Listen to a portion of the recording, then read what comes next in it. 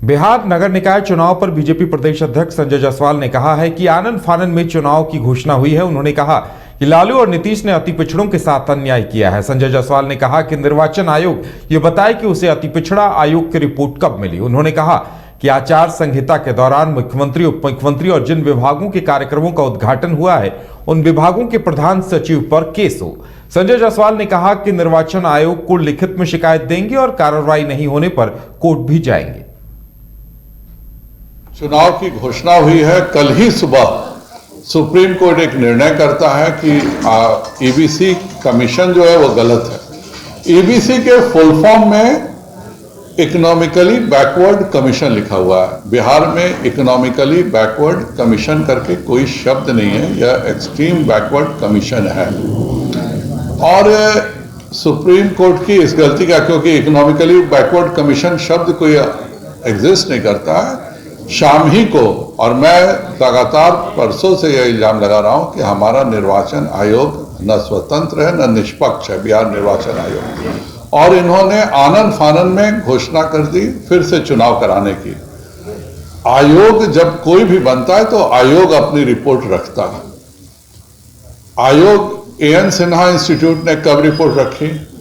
यह अति पिछड़ा आयोग ने किसी कोई भी रिपोर्ट सार्वजनिक नहीं किया, और किस कारण से उन्होंने इसको एक बहुत ही गुप्त तरीके से बिहार निर्वाचन आयोग को कब दे दिया? बिहार निर्वाचन आयोग ने इस गुप्त तरीके से प्राप्त किए हुए सारे कागजों का कब अध्ययन किया और उसके बाद कब कैसे कल घोषणा की? ये सब चीजें सार्वजनिक होनी चाहिए। अगर निर्वाचन की प्रक्रिया सभी के सामने सार्वजनिक नहीं होगी तो यह बहुत ही अफसोस है। Patna city Nalanda medical college में उस वक्त हंगामा हो गया जब 2 दिनों से लगातार परिजन अपने बच्चों के एमबीबीएस प्रथम वर्ष में एडमिशन के लिए दौड़ते हुए परेशान हो गए। अंतिम दिन बच्चों का मेडिकल में एडमिशन नहीं होने से परिजनों के सब्र का बांध टूट गया। परिजनों का कहना था कि मेडिकल कॉलेज की तरफ से कोई न कोई बहाना बनाकर एडमिशन टाला जा रहा है। एक परिजन ने बताया कि उसके बेटे का एडमिशन अगर नहीं होगा तो कोर्ट की शरण में जाना पड़ेगा।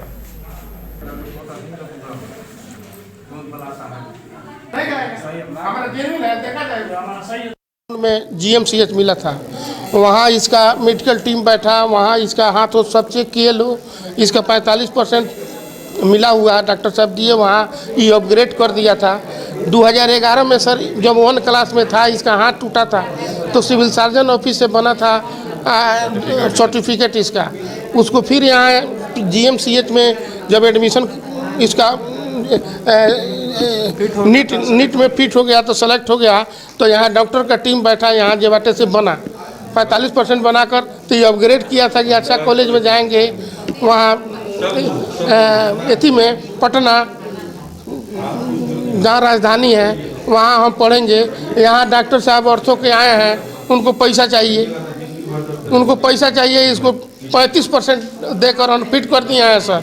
अब इस लड़का का भविष्य बर्बाद कर दिए।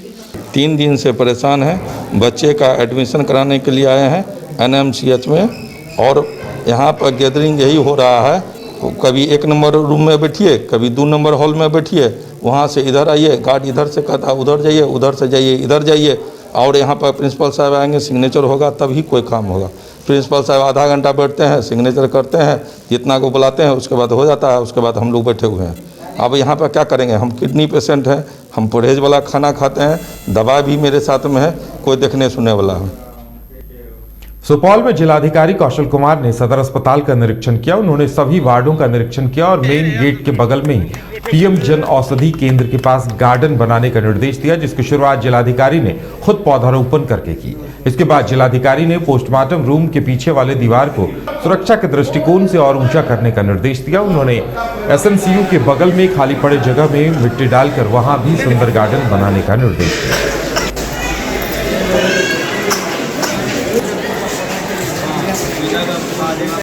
आज अस्पताल का निरीक्षण किया गया सदस्यों से, और ऊपर में निर्देश दिए गए थे, उसमें कुछ अभी काम बाकी है, इसलिए मॉनिटरिंग के लिए भी आए थे, और 1 सप्ताह के अंदर सभी कार्यों को पूर्ण करने के लिए कहा गया है।